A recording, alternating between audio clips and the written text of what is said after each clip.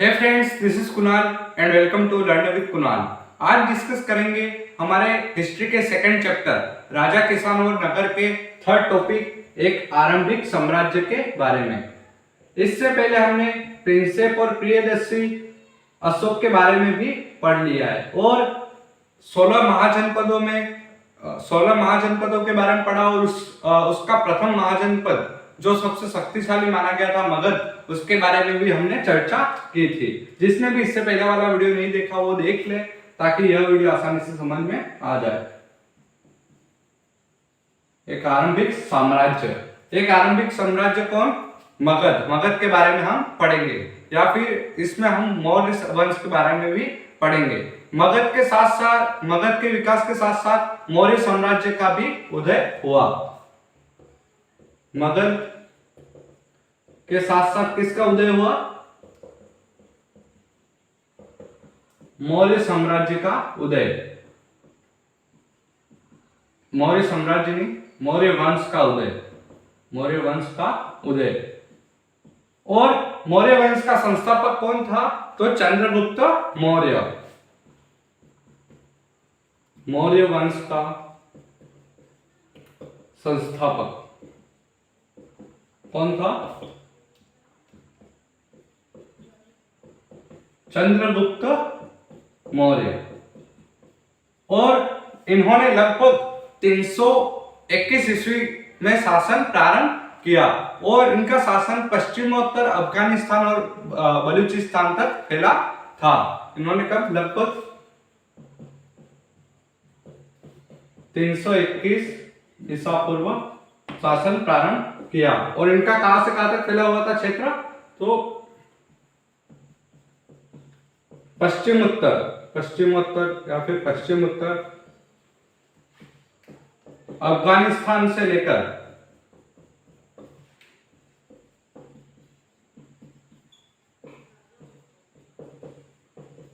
बलूचिस्तान तक यह फैला हुआ था। यह हो गया मगध के बारे में थोड़ी बहुत जानकारी, मौर्य वंश के बारे में, इसकी स्थापना कैसी हुई, इन सब के बारे में। अब जो चंद्रगुप्त मौर्य था, इसका एक पुत्र हुआ था जो भारत में सर्वाधिक प्रसिद्ध, शक्तिशाली एवं प्रख्यात राजा के रूप में माना जाता है, जिसका नाम था अशोक। अशोक ने कलिंग का युद्ध जीता था। कौन सा? कलिंग का युद्ध जीतकर उड़ीसा पर विजय प्राप्त की थी अशोक एक प्राकृत भाषा का शब्द है। इसका अगर हिंदी में हम देखें तो ये वाला अशोक होगा, ये मैंने कल भी बताया था। और अशोक ने कलिंग पर यानी वर्तमान में जो उड़ीसा है वहां पर विजय प्राप्त की थी। वर्तमान उड़ीसा हम लिख देते हैं, पर विजय प्राप्त की। किसके द्वारा? अशोक द्वारा। ये थोड़ा बहुत इंट्रो हो गया इसके बारे में। एक आरंभिक साम्राज्य कैसा था, मगध मौर्य वंश के रिलेशन के बारे में हमने देख लिया। अब हम मौर्य वंश के बारे में जानकारी प्राप्त करेंगे। तो इसमें हम 3.1 हमारी पुस्तक में दिया गया है।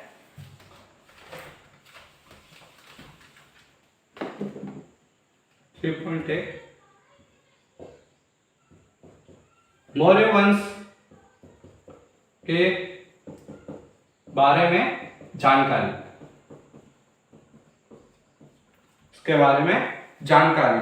इतिहासकारों ने पुरातात्विक साक्ष्यों सहित विभिन्न प्रकार के स्रोतों के माध्यम से मौर्य साम्राज्य के इतिहास की रचना की है। यानी इतिहासकार जो थे, इन्होंने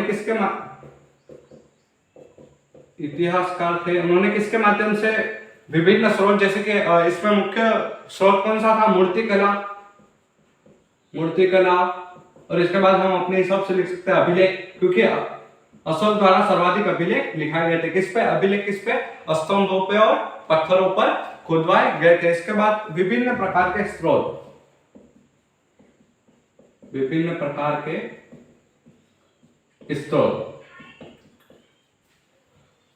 अब हम देखें तो इन सबका उपयोग करके इन्होंने क्या किया? इतिहास रचा। क्या किया? इतिहास रचा। अब हम देखें तो मौर्य, ये जो इसके पश्चात कौन कौन से साक्ष्य थे? तो इसमें मेगास्थनीज जो एक यूनानी राजदूत था वो कहां पर आया था? चंद्रगुप्त मौर्य के दरबार में। और उसने कौन सी पुस्तक लिखी थी? इंडिका। हमारे 10th क्लास में क्वेश्चन था एक लेसन का कि इंडिका किसके द्वारा रचित है, तो उसका आंसर है मेगास्थनीज। तो इसमें हम देखें तो इसके अलावा समकालीन रचनाएं, उस समय की समकालीन इतिहासकारों ने किस हिसाब से ये सभी चीजें प्राप्त की, तो समकालीन रचनाओं में कौन कौन से आ गई? तो मेगास्थनीज, कौन सी पुस्तक थी? इंडिका। और मेगास्थनीज कौन था? एक यूनानी राजदूत था जो किसके दरबार में आया था? जो चंद्रगुप्त के दरबार में आया था, चंद्रगुप्त मौर्य के दरबार में आया था। ये क्वेश्चन भी आ सकता है कि मेगास्थनीज कौन था, तो और उसकी पुस्तक कौन सी थी? तो ये यूनानी राजदूत था और यह चंद्रगुप्त मौर्य के दरबार में आया था। और इसने कौन सी पुस्तक लिखी थी? इंडिका पुस्तक लिखी थी। इसके पश्चात कई सारे ऐसे समकालीन रचनाएं जैसे कि अर्थशास्त्र जो कौटिल्य यानी चाणक्य द्वारा लिखी गई थी, तो कौटिल्य या चाणक्य द्वारा लिखी गई रचना कौन सी थी? तो वो थी अर्थशास्त्र।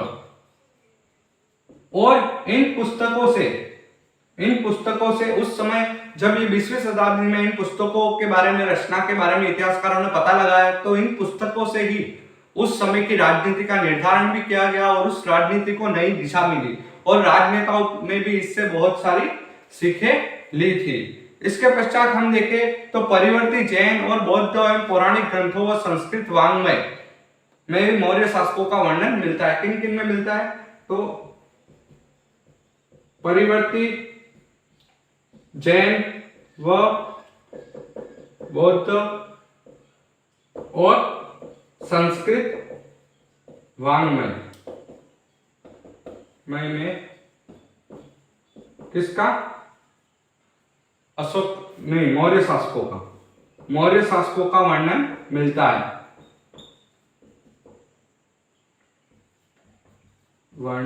है। और इसके पश्चात अशोक के अभिलेखों जो पत्थर पे खुदवाए गए थे, यानी हमने देखा था कि अशोक ने सर्वाधिक अभिलेख लिखवाए गए थे जो पत्थरों और स्तंभों पर खुदवाए गए थे, उनसे भी ये भी बहुत ही मूल्यवान स्रोत माने जाते हैं। कौन से? तो अशोक के अभिलेख जो किस पर खुदवाए गए हुए थे? ये पत्थरों व स्तंभों पर खुदवाए गए थे। ये क्या है? एक मूल्यवान स्रोत माना गया है क्योंकि इनसे ही सब जानकारी अशोक के बारे में पूर्ण लगभग जानकारी सभी इसी अभिलेखों के माध्यम से ही प्राप्त हुई है। अब इसके आगे हम बात करें तो अशोक एक प्रथम शासक था जिसने अपने अधिकारियों और प्रजा के लिए संदेश पत्थरों और पॉलिश करवाए हुए स्तंभों पर लिखवाए थे। यानी अशोक पहला शासक था जिसने अपने अधिकारियों और प्रजा के लिए संदेश जो थे, प्रजा को जैसे कि कोई संदेश देना है तो वो पत्थरों और पॉलिश किए गए स्तंभों पर लिखवाए थे। तो हम यहाँ पे लिखेंगे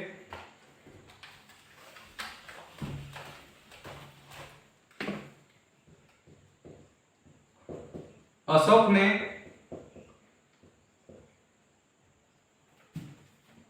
प्रजा के लिए संदेश किस पर लिखवाए थे? तो इसने लिखवाए थे पत्थरों व पॉलिश किए गए स्तंभों पर इसने अपने संदेश लिखवाए थे। इसके पश्चात अशोक ने अधिकार अभिलेख जो है वो प्राकृत भाषा में, और वो कौन सी भाषा थी? प्राकृत भाषा, ब्राह्मी एवं खरोष्टी लिपि। यानी ये जो अशोक के, हम यहाँ पे लिखेंगे अशोक के अभिलेख प्राकृत भाषा में, और इसमें लिपि कौन सी है? तो लिपि है ब्राह्मी व खरोष्टी लिपि, जिसको सर्वप्रथम किसके द्वारा पढ़ा गया था? ईस्ट इंडिया कंपनी के अधिकारी जेम्स प्रिंसेप द्वारा पढ़ा गया था। इसके पश्चात वही पश्चिमोत्तर में मिले अधिकतर अभिलेख आरंभिक यूनानी भाषा व खरोष्टी लिपि में लिखे गए हैं। यानी ये खरोष्टी और ब्राह्मी लिपि होगी, लेकिन जो पश्चिमोत्तर में मिले जो है, पश्चिमोत्तर से मिले अभिलेख कौन सी भाषा में थे? यूनानी भाषा में थे। यूनानी भाषा से प्राप्त हुए और खरोष्टी लिपि में प्राप्त हुए। यूनानी और खरोष्टी लिपि में प्राप्त हुए। इसके पश्चात अशोक ने अपने अभिलेखों के माध्यम से धम्म का प्रचार भी किया। धम्म क्या थे? अशोक के जो आचार विचार थे वो ही धम्म कहलाए थे। तो हम लिखेंगे यहाँ पे, अशोक ने अभिलेखों के माध्यम से किसका प्रचार किया? धम्म का प्रचार किया। धम्म क्या है? धम्म हमने इससे पहले भी पढ़ रखा है, एक कल्याणपरक व्यवस्था थी जिसको अशोक द्वारा स्थापित किया गया था। इसके अतिरिक्त धम्म के प्रचार के लिए धम्म महामात्य के नाम से अधिकारियों की नियुक्ति भी की। धम्म प्रचार के लिए क्या किया? धम्म महामात्य की नियुक्ति भी की गई, जिससे वो ऐसे व्यक्ति को एक दर्जा दिया जाता था जिसके माध्यम से जो वो धम्म का प्रचार करता था। धम्म के प्रमुख सिद्धांत कौन कौन से थे? तो हम इसमें लिखेंगे, धम्म यानी क्या था? धम्म के क्या सिद्धांत थे? धम्म एक कल्याणपरक मानवतावादी सिद्धांत था जिसके माध्यम से लोगों तक अच्छी शिक्षाएं जा रही थी जो अशोक द्वारा दी गई थी। और अशोक ने यह कलिंग के आक्रमण के पश्चात, जब कलिंग पर आक्रमण किया, इसके पश्चात इतना रक्त बहकर देखते हुए उसने युद्ध शस्त्र त्याग दिया और इसके पश्चात धम्म का प्रचार किया। तो इसमें सबसे विशेषता है, धम्म के सिद्धांत लिख देते हैं हम। सिद्धांत, धम्म के सिद्धांत में पहला है बड़ों के प्रति आदर। इसके पश्चात दूसरा है सन्यासी और ब्राह्मणों के प्रति उदारता। सन्यासियों व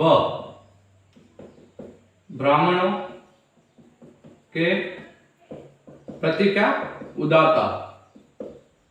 इसके पश्चात सेवकों व दासों, सेवक और दास जो वहां पर कार्य करते थे उनके प्रति उदार व्यवहार, यानी अच्छी तरीके से बर्ताव करना। इसके बाद कई सारे सिद्धांत भी दिए गए थे, जैसे कि अन्य धर्मों का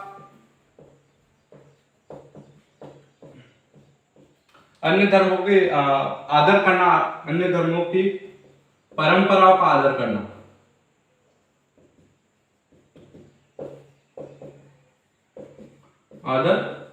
ये सभी कुछ सिद्धांत थे जो अशोक द्वारा अपने धर्म के माध्यम से दिए गए थे। और इसके पश्चात हम बात करेंगे दूसरा 3.2 हमारा दिया गया है पुस्तक में, साम्राज्य का प्रशासन। साम्राज्य का प्रशासन यहाँ पे लिखेंगे 3.2, साम्राज्य का प्रशासन, यानी उस समय प्रशासन किस प्रकार था। तो हम देखें तो मौर्य साम्राज्य जो था उसके 5 प्रमुख राजनीतिक केंद्र थे। उसमें से पहला केंद्र था, राजधानी जो थी वो पाटलिपुत्र थी। तो इसमें लिखेंगे मौर्य साम्राज्य के 5 राजनीतिक केंद्र। अभी केंद्र कौन कौन से थे? तो फर्स्ट जो था वो था राजधानी पाटलिपुत्र, जो वर्तमान में पटना के नाम से प्रख्यात है। और इसके पश्चात सेकंड था तक्षशिला। तक्षशिला इसमें सेकंड राजनीतिक केंद्र था। इसके बाद उज्जैनी, तोसली और सुवर्णगिरी। उज्जैनी, इसके बाद तोसली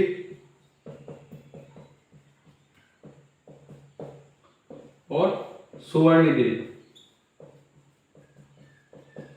ये तक्षशिला जो था वो पढ़ाई से रिलेटेड था, उज्जैनी था, तोसली और सुवर्णगिरी जो था वो कर्नाटक में सोने की खदान को ये कहा गया था। यदि हम इन अभिलेखों का परीक्षण करें तो आधुनिक पाकिस्तान के पश्चिमोत्तर सीमांत प्रांत से लेकर आंध्र प्रदेश, यानी पाकिस्तान से लेकर आंध्र प्रदेश, उड़ीसा, उत्तराखंड, इन सभी क्षेत्रों में यह संदेश तो जो थे वो उत्कीर्ण किए गए थे। यानी पश्चिम पाकिस्तान से लेकर,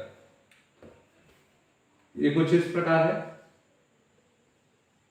पाकिस्तान, ये रहा पाकिस्तान से लेकर उत्तराखंड, आंध्र प्रदेश और बिहार, यह सभी क्षेत्र भी इन मगध के मौर्य काल में इनके अधीन रहे थे और इन सभी के ये क्षेत्र थे।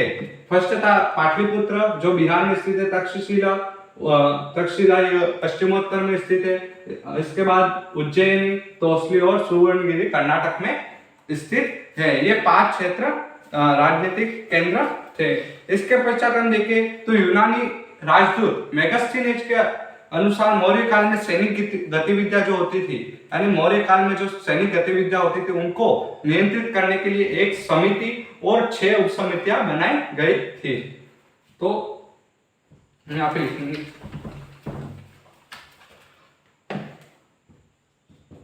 मेगास्थनीज के अनुसार क्या था, सैनिक गतिविधियों को नियंत्रित करने के लिए एक समिति व 6 उप समितियां बनाई गई थी।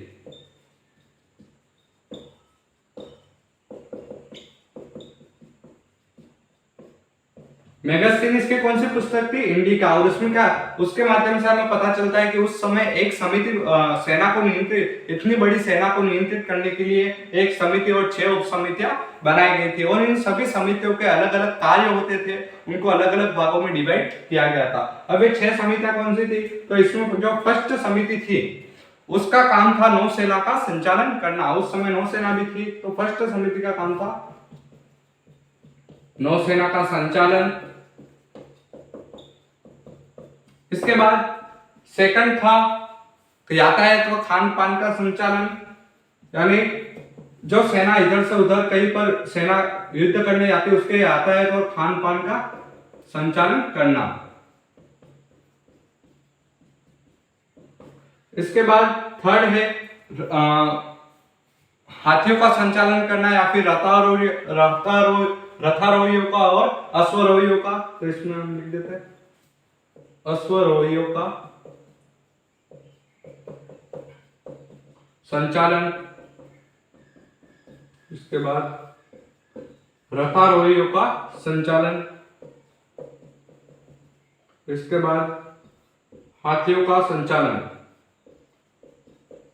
उस समय हाथी भी युद्ध में ले जाए जाते थे और बहुत बड़ी ही संख्या में यह हाथी उस समय थे। और यहाँ पे एक लिख देते हैं छठा अंतिम महत्वपूर्ण, सैनिकों का संचालन। ये सभी 6 समितियां बनाई गई थी, उन सभी को अलग अलग कार्य डिवाइड किए गए थे। 6 समितियां नहीं, सॉरी, उप समितियां। ये 6 उप समितियां थी जिनका काम अलग अलग प्रकार से सेना को नियंत्रित करना था। उपकरण को ढोने के लिए अलग प्रबंध थे। सैनिकों हेतु भोजन एवं पशु हेतु चारा लाने के लिए भी सेवकों और शिल्पकारों को नियुक्त किया जाता था।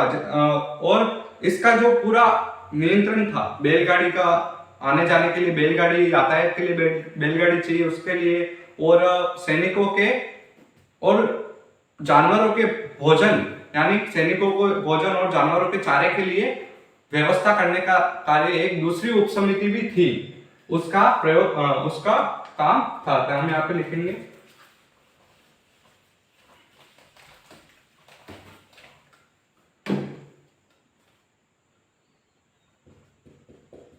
सैनिकों के भोजन व पशुओं के चारे तथा इसके बाद एक और कार्य था उपकरणों को ढोने के लिए बैलगाड़ी, यानी जो हथियार जाते थे युद्ध के लिए उपकरणों, उसके लिए बैलगाड़ी का प्रयोग करते थे।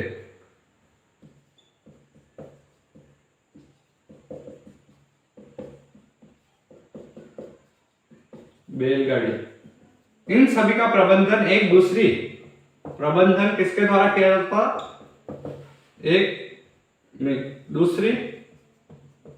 एक उप समिति बनाई गई थी, उसके द्वारा ये सभी कार्य किए जाते थे। ये सभी कार्य उसके द्वारा संपन्न किए जाते थे। इसी के साथ हमारे ये मौर्य साम्राज्य का प्रशासन भी क्लियर हो चुका है। इसमें किस प्रकार का प्रशासन था, किस प्रकार सेना बनाई जाती थी, कौन कौन से राजनीतिक केंद्र थे, इनके बारे में हमने देख लिया है। इसके पश्चात हम बात करते हैं अब तो इतिहासकारों द्वारा जब भारतीय इतिहास का संकलन 19वीं शताब्दी में प्रारंभ किया गया तो मौर्य साम्राज्य को इसका एक प्रमुख काल माना गया। जब 19वीं शताब्दी में ये इतिहासकारों ने इनका अवलोकन किया तो ये एक अलग ही काल माना गया, मौर्य काल को अलग ही काल माना गया।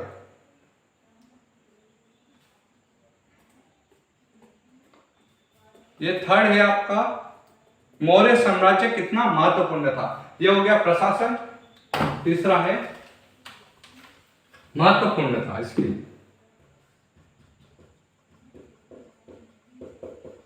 मौर्य साम्राज्य की महत्ता भी लिख सकते हैं। मौर्य साम्राज्य की क्या महत्ता थी? 19वीं सदी में जब इतिहासकारों ने भारत के आरंभिक इतिहास की रचना शुरू की तो मौर्य साम्राज्य को एक प्रमुख काल माना गया। यानी इसकी शुरुआत कब हुई? तो भारतीय इतिहासकारों ने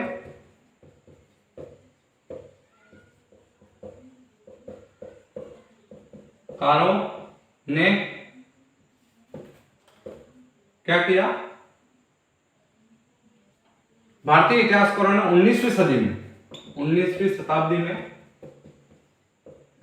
में यह कार्य प्रारंभ किया और इसका अवलोकन किया और इसके पश्चात उस समय के काल को, ये मौर्य काल को एक अलग ही दिशा मिल गई या फिर उसको एक प्रमुख काल माना गया। जो मौर्य काल था, मौर्य काल को प्रमुख काल माना गया। इसके पश्चात हम देखें तो इस समय भारत ब्रिटिश साम्राज्य के अधीन था। यानी जब 19वीं सदी चल रही थी उस समय जो भारत था वो अंग्रेजों के अधीन यानी औपनिवेशीकरण में था। इसके पश्चात अशोक ने महान उपलब्धियों के कारण 19वीं और 20वीं शताब्दी के भारतीय इतिहासकारों के साथ साथ राष्ट्रवादी नेताओं को भी इस नया मार्गदर्शन मिल गया था। हमने देखा था कि जो राजनीति थी उसके दौरान और राष्ट्रीय नेता जो थे उनके माध्यम से भी उनको प्रेरणा मिली। मौर्य साम्राज्य केवल 150 वर्ष तक अस्तित्व में रहा। अभी 150 वर्ष तक क्यों रहा? क्योंकि चंद्रगुप्त मौर्य के पश्चात कौन आया था?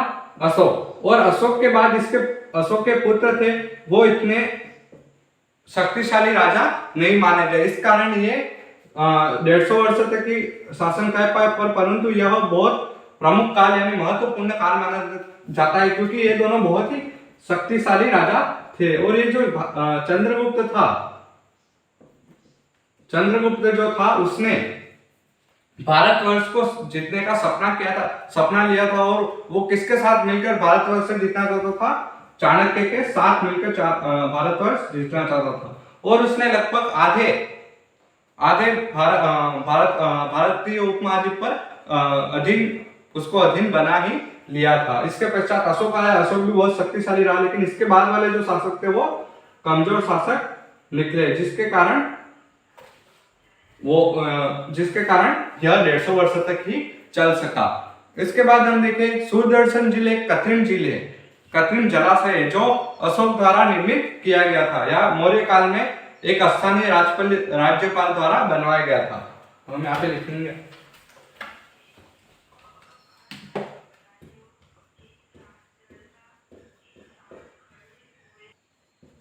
सुदर्शन झील, जो एक कृत्रिम जलाशय था। और ये किसके द्वारा बनाया गया था? कृत्रिम जलाशय। और ये एक स्थानीय राज्यपाल द्वारा बनाया गया था। सुदर्शन झील बहुत ही फेमस थी और ये मौर्य काल में बनी थी। कौन से काल में बनी थी? मौर्य काल में। और किसके द्वारा? स्थानीय राज्यपाल द्वारा, राज्यपाल गवर्नर द्वारा बनवाया गया। और इसके पश्चात एक शासक हुआ जिसका नाम था रुद्रदामन, महापद्मनंदी रुद्रदामन। इसने इस झील का अपने खर्चे से मरम्मत भी करवाई। तो रुद्रदामन ने इस झील की मरम्मत करवाई। अब हम आगे देखें तो दूसरी शताब्दी ईसा पूर्व तक भारतीय उपमहाद्वीप के अनेक भागों पर मौर्य काल स्थापित हो गया था और बहुत सारे नए नए रजवाड़े और शासक जुड़ गए थे। दूसरी शताब्दी ईसा पूर्व क्या हुआ था? नए नए शासक व रजवाड़े स्थापित हो गए थे। अब हम देखें तो 321 ईसा पूर्व इसकी स्थापना हुई थी मौर्य वंश की, और ये 200 ईसा पूर्व नए नए रजवाड़े होने स्थापित शुरू हो गए थे। ये 121 साल तो ये हो गए। इसके पश्चात कितने साल रहा होगा? तो ये और 29 साल रहा होगा, यानी लगभग ये रहा होगा 171 ईसा पूर्व तक यह शासनकाल चलता रहा। इसके पश्चात ये जो था वो मौर्य वंश जो था उसका समापन हो गया। इसके पश्चात हम बात करेंगे हमारे सेकंड टॉपिक राजधर्म के नवीन सिद्धांतों के बारे में। तो हम यह हो गया हमारा एक आरंभिक साम्राज्य मगध के बारे में और मौर्य काल के बारे में। अब हम बात करेंगे चौथा टॉपिक राजधर्म के नवीन सिद्धांत। राजधर्म के नवीन सिद्धांत। अब ये सिद्धांत कौन कौन से थे इनके बारे में पढ़ेंगे। इसका फर्स्ट पॉइंट है दक्षिण के राजा और सरदार।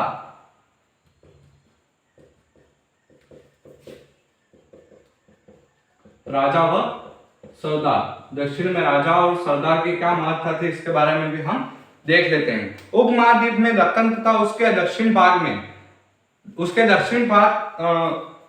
में तमिलकम क्या है? तो तमिलकम जो है वो केरल, तमिलनाडु और आंध्र प्रदेश का, केरल, तमिलनाडु और आंध्र प्रदेश के कुछ भाग है वो क्या है?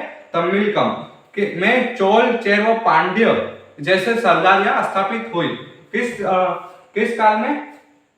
तो उपमहाद्वीप के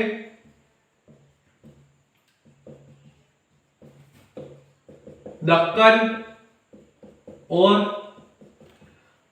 और उसके दक्षिण के भाग, दक्षिण का भाग कौन सा था? तो वो था तमिलकम। तमिलकम क्या है? तो तमिलनाडु, आंध्र प्रदेश, आंध्रा लिख देते हैं हम, व केरल के कुछ भाग जो थे उनको तमिलकम कहा गया था। और इन पर रजवाड़े स्थापित, चोल, चेर और पांड्य जैसी सरदारियां स्थापित हो गई थी। कौन सी? चोल, चेर, पांड्य जैसी क्या हो गई थी? सरदारियां। हम सरदारों व राजाओं के बारे में पढ़ रहे तो सरदारियां स्थापित हो गई थी। और इसके पश्चात ये जो तीनों राज्य थे ये समृद्ध और अस्थायी सिद्ध हुए। ये तीन राज्य कौन कौन से राज्य? चोल, चेर और पांड्य, ये तीनों समृद्ध व अस्थाई सिद्ध हुए। ये तीनों इसको हम सरदारिया भी बोल सकते हैं, अस्थाई सिद्ध हुए।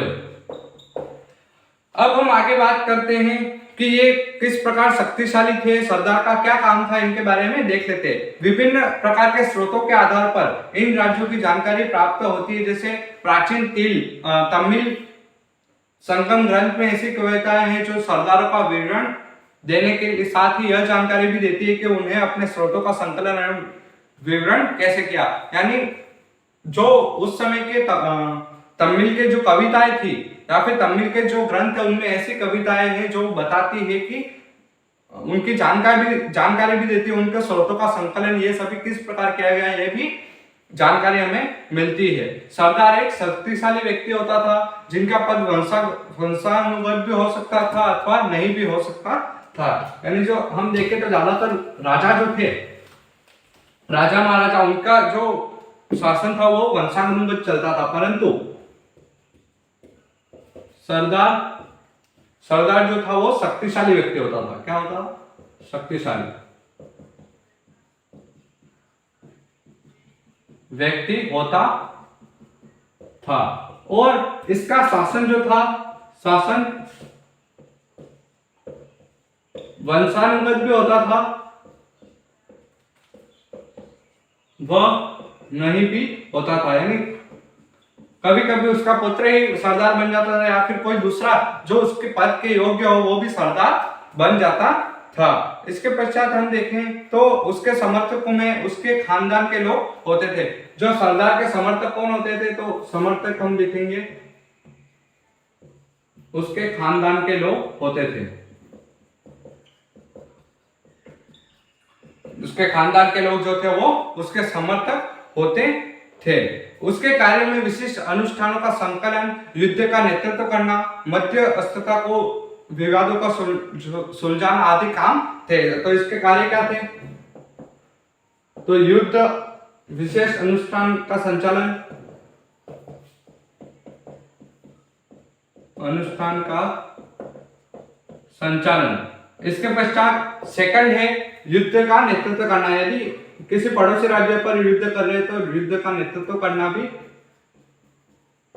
इसका कार्य था। किसका? राजा का विशेष कार्य था। और मध्यस्थता के विवादों को सुलझाना, यानी किसी इन दो व्यक्तियों के बीच विवाद है तो उसको सुलझाना के विवादों को सुलझाना, ये सभी कार्य किसके थे? सरदार के ये सभी कार्य थे। सरदार अपने अधीनस्थों को भेंट स्वीकार करता था जबकि राजा कर वसूलते थे। यानी जो सरदार होते थे वो भेंट जो होती थी वो स्वीकार करते थे और राजा जो थे वो कर वसूलते थे। तो सरदार भेंट स्वीकार करता व राजा कर वसूलते। अब ये कर किससे वसूलते थे राजा?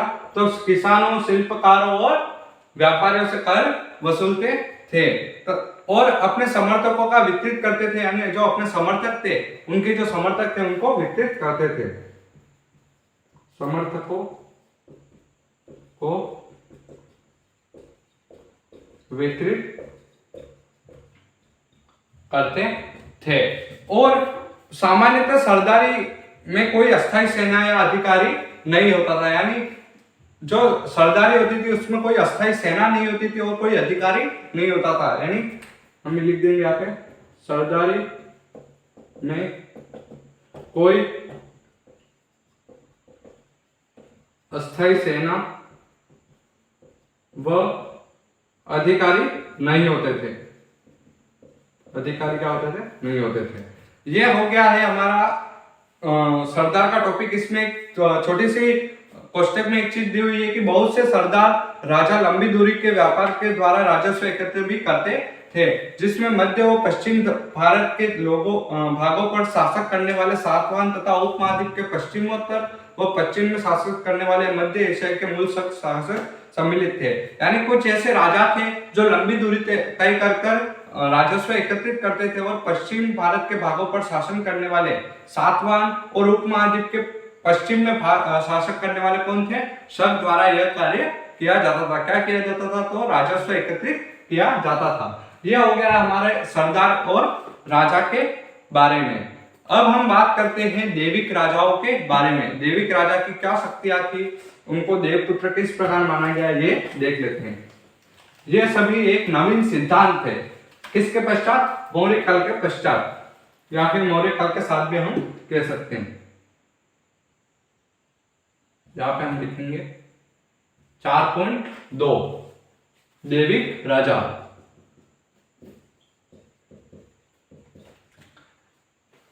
उत्तर मौर्य काल में राजा अपनी उच्च स्थिति को दर्शाने के लिए देवी रूप प्रस्तुत करने लगे। कहां पर प्रस्तुत करने लगे? उत्तर मौर्य काल में। उत्तर मौर्य काल में राजा अपनी क्या बताने के लिए? उच्च स्थिति बताने के लिए स्वयं को क्या मानने लगे? देवी रूप में प्रस्तुत करने लगे। क्या करने लगे? देवीय रूप में प्रस्तुत करने लगे। स्वयं को देव का रूप बताने लगे। इसी उद्देश्य से मध्य एशिया से लेकर पश्चिमोत्तर भारत का शासन करने वाले कुषाण शासकों ने अपनी विशालकाय मूर्तियां भी बनवा दी थी। यानी जो कुषाण थे, कुषाणों द्वारा विशालकाय मूर्तियां भी बनवाई गई। विशालकाय मूर्तियों का निर्माण करवाया गया। जो कुषाण थे उन्होंने स्वयं को राजा यानी देवी रूप प्रस्तुत किया और स्वयं की मूर्तियां भी बनाई और अपने नाम के आगे देवपुत्र, अपने नाम के आगे देवपुत्र लगाया। अपने नाम के आगे क्या लगाया? तो देवपुत्र लगाया। यानी जो भी नाम था उसके आगे देवपुत्र लगा रहे, यानी देव की संतान हम हैं, ये बताना चाहते थे। वे स्वयं को स्वर्गपुत्र कहने वाले चीनी शासकों से प्रेरित हुए होंगे। यानी उस समय उसी काल के समकालीन जो चीन के जो शासक थे वो स्वयं को स्वर्गपुत्र कहते थे, तो उसी के हिसाब से इन्होंने भी अपना नाम देवपुत्र, नाम के आगे देवपुत्र लगाना प्रारंभ कर दिया। 4वीं शताब्दी में गुप्त साम्राज्य के अलावा कुछ अन्य बड़े साम्राज्यों के साक्ष्य भी मिले। जो 4वीं शताब्दी ईस्वी में, यानी 4वीं ईस्वी में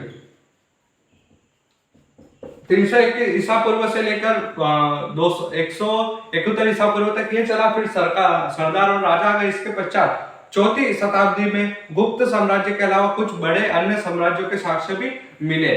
गुप्त शासकों का इतिहास साहित्य, सिक्कों, अभिलेखों, प्रशस्तियों के आधार पर लिखा गया। यानी 4वीं ईस्वी में गुप्त साम्राज्य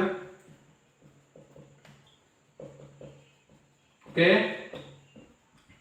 साक्ष्य मिले। अभी साक्ष्य मिले तो इन साक्ष्य को किस प्रकार पता लगाया गया? तो इसके मुख्य स्रोत कौन से थे? तो स्रोत में हम लिखेंगे सिक्के, अभिलेख व प्रशस्तियां।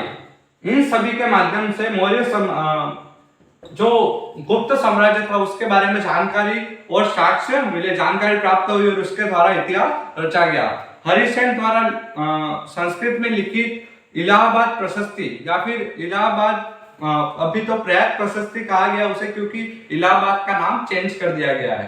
और समुद्रगुप्त की उपलब्धियों का वर्णन भी मिलता है। समुद्रगुप्त कौन था? तो वो बहुत कला प्रेमी था और वो एक कवि भी था और उसके दरबार में हरिसेन नाम का दरबारी भी था। तो यहाँ पे हम लिखेंगे समुद्रगुप्त गुप्त साम्राज्य का बहुत ही प्रख्यात शासक में एक कहलाता है। तो हम यहाँ पे लिखेंगे हरिसेन द्वारा किस भाषा में? संस्कृत भाषा में, संस्कृत भाषा में लिखित इलाहाबाद प्रशस्ति। इलाहाबाद प्रशस्ति किसके द्वारा लिखी गई या फिर प्रयाग प्रशस्ति किसके द्वारा लिखी गई? तो इसमें हम लिखेंगे हरिसेन। और हरिसेन किसका दरबारी था? समुद्रगुप्त का दरबारी था। इलाहाबाद प्रशस्ति से समुद्रगुप्त की उपलब्धियों के बारे में जानकारी मिलती है। किसके बारे में? समुद्रगुप्त की उपलब्धियों के बारे में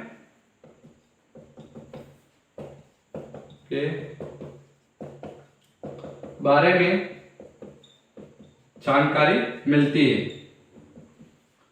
समुद्रगुप्त जो था उसके काल में सांस्कृतिक गतिविधियों का भी सांस्कृतिक गतिविधियां भी बहुत प्रचलन में आई और उसके द्वारा कई ऐसे कार्य करवाए गए। वो कवि भी था और उसके द्वारा कई रचनाएं भी की गई और उसने अपने जो कार्य थे, उसकी उपलब्धियां थी, वो हरिश्चंद्र द्वारा अपनी इलाहाबाद प्रशस्ति में लिखा या फिर हरिश्चंद्र ने इलाहाबाद प्रशस्ति में लिखे।